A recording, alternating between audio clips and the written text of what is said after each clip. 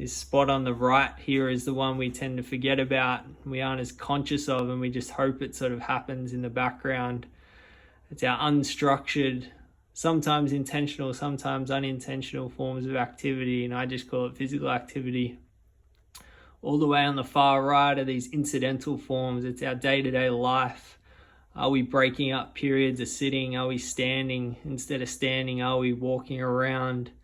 From there, we move to leisure and recreational activities, and this is where we begin to tie in other components of well-being. What brings you peace of mind? What ties into your spiritual well-being? Are there forms of movement that do that for you? Is it walking? Are there other forms that bring you that peace of mind? The next is active transport, which is simple. It's getting from A to B. Do we ride our bike to get there? Do we walk? And lastly, again, one that ties in our spiritual well-being, but it can also be a social well-being as well, is this play component. And can we invite other people to be a part of that?